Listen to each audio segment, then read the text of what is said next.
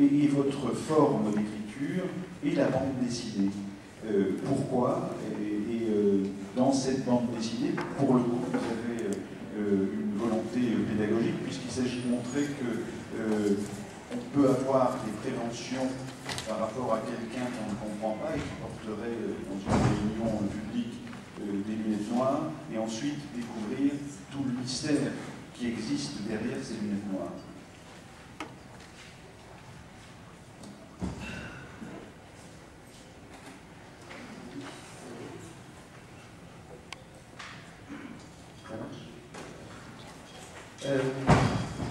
Voilà, c'est ce livre-là. Je voulais faire juste un tout petit écho à la phrase de Schopenhauer que vous veniez de dire. Et tout à l'heure, M. Sticker, je crois, a dit seules les traces font rêver en citant René Char. Et René Char disait aussi autre chose, impose ta chance. Voilà, c'était une toute petite phrase qui, moi, m'avait beaucoup marqué. Pour revenir à cette bande dessinée, en fait, moi je dessine depuis que je suis enfant et j'ai fait surtout beaucoup d'illustrations de livres depuis les années 80 jusqu'à aujourd'hui. Et j'ai beaucoup dessiné en accompagnant des livres donc. Et puis un jour, je me suis posé la question sur notre façon de voir.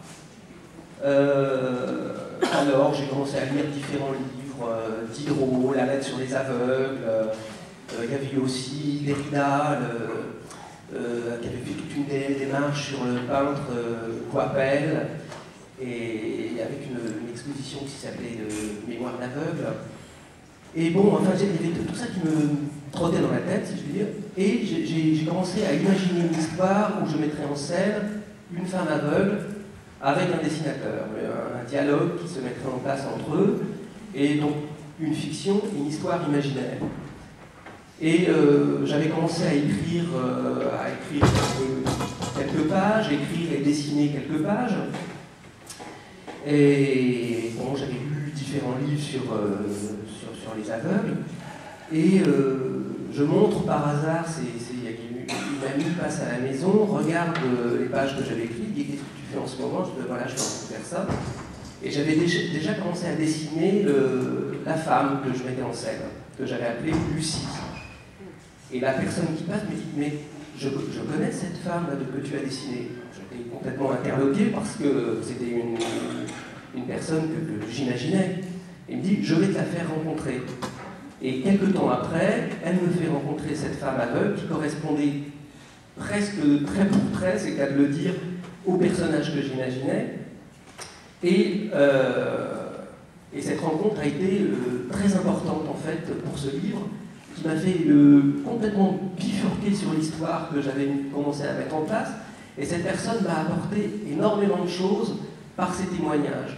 Et là, une des premières choses, quand je lui ai dit, bah voilà, j'aimerais bien faire une bande dessinée, mettre en scène cette histoire d'amitié entre ces deux personnes, elle m'a dit, ça m'intéresse vraiment beaucoup, parce que justement, ça répond un petit peu à ce qui était dit tout à l'heure.